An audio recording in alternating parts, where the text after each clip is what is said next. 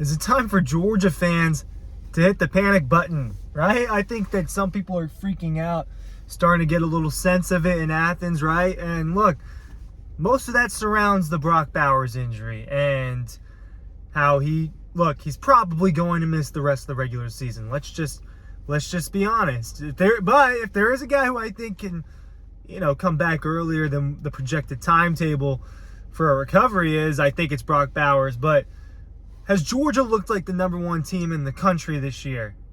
Let's be honest. No, they haven't looked like this outright number one team in college football. It just hasn't been the case.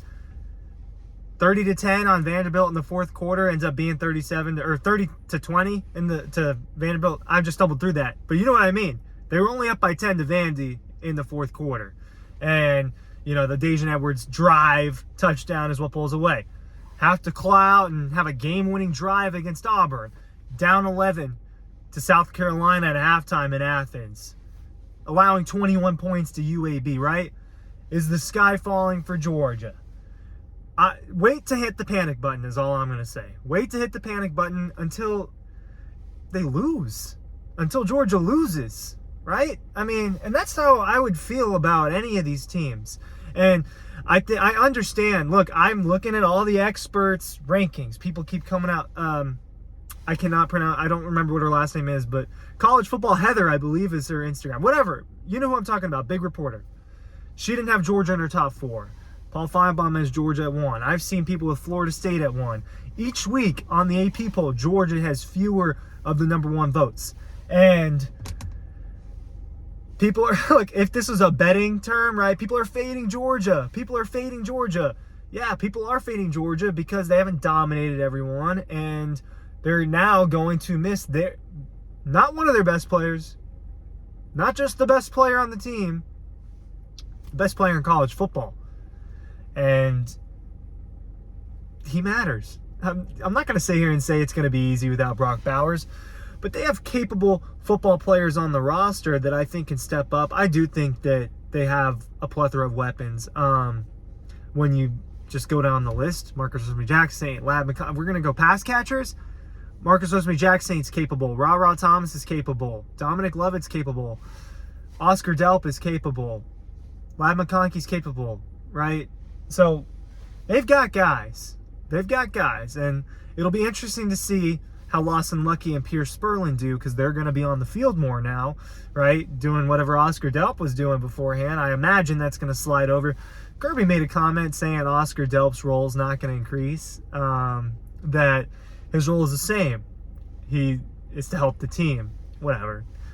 Expect Oscar Delp to have to step up because it's going to take a collective effort to replace. You're not replacing Brock Bowers. To help the production, replace the energy, whatever. But you can't replace Brock Bowers. It's going to take a team effort to fill in for his production because his production is elite. I think he had over 100 yards in 3 straight games there. 2 touchdowns against UAB. He had the game-winning touchdown against Auburn, the 2 one-handed catches against Auburn. And then against Kentucky, he had over 100 yards and a touchdown.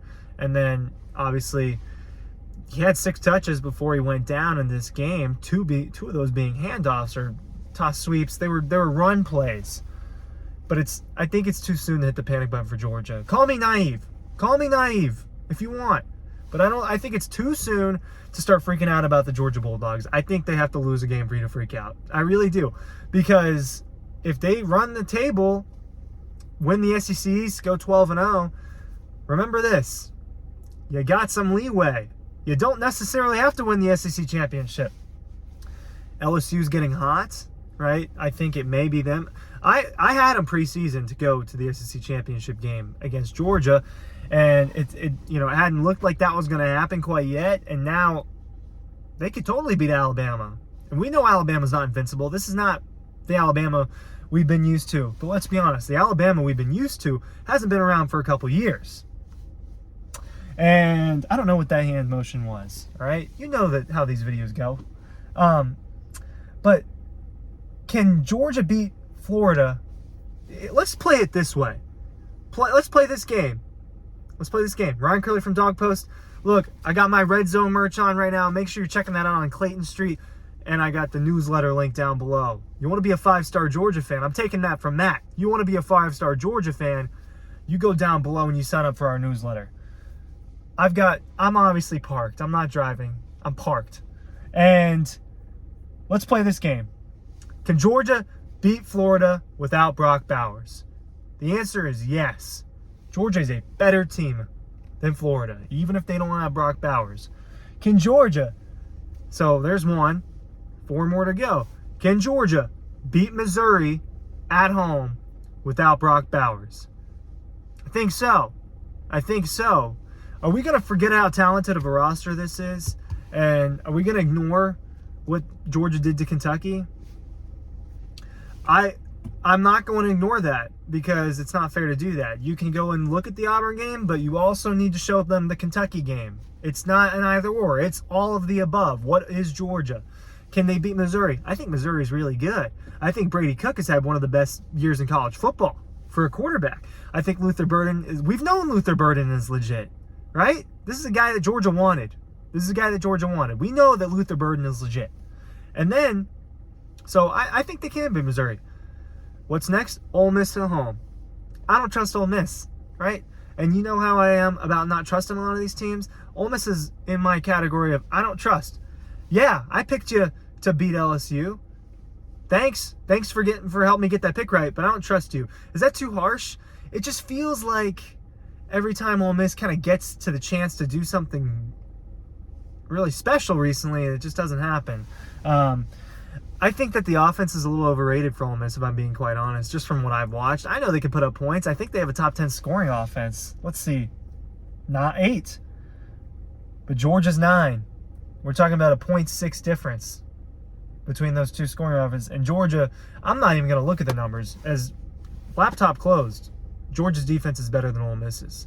And Georgia's defense is not as good as what it used to be. At Tennessee, I almost forgot the schedule for a second. At Tennessee, that's the hardest game on the schedule, in my opinion, is going up there and beating them. It's probably going to be a 3:30 kick. It could be at night. I'd be surprised if it was at noon. I'm guessing 3:30. We'll see how that goes. But that Tennessee team, man, it's just, I just think that they're a less talented version of what they were last year. And maybe that's the same case for Georgia, but I'll take Georgia in that case. And it's going to be a tough game up there for Georgia. It is. It's going to shake. You know how that building gets. It's going to shake in there. It's going to be loud. They might be checkered out, white and orange everywhere. But that place shakes. Feels like the integrity of the building is going to go down, or there's not integrity to the building, however you want to put that. But I just think that they can do that. Joe Milton and the Tennessee offense, it's either up top or a handoff run. There is nothing intermediate about that. And I don't think that predicates to good offense. I just don't. I'm not an offensive coordinator. I'm not a defensive coordinator, but I don't trust the way that they do offense at Tennessee with the personnel. And Joe Milton's got talent, but I don't know that he's the quarterback that can beat Georgia. Really, really good quarterbacks beat Georgia, minus 2019 South Carolina. Couldn't even tell you who that guy was that day. I forgot at this point. And then you get Tech in Atlanta. That shouldn't be a problem. Not even going to talk about that. Just shouldn't be a problem. We'll talk about that when the time comes to talk about that. But I think it's too soon to hit the panic button, just because as tough as this stretch is, I think Georgia's better than all these teams. And I think that there's a chance you get Bowers back for Tech, right? I'd be kind of surprised if he's back for Tennessee, because I just think that they're going to want to make sure he's healthy. It's the number one thing, is making sure he's healthy and that he has a football future, and that he has, which is he does, and that he, but that he also has a slight future with Georgia. They want him to be able to come back. You don't want to rush the kid back and make it worse. That hurts Georgia. That hurts Brock. Point blank. So they're not going to rush him back. Kirby was very adamant about that on Tuesday night. Told us over and over again that Brock's a warrior. You know, he'll be back when he's ready, and that's what they're focused on doing. It's not, he needs to be able to help the team and not hurt himself, right? Too early to hit the panic button, in my opinion. Ryan Curley, thanks for watching. Link down below.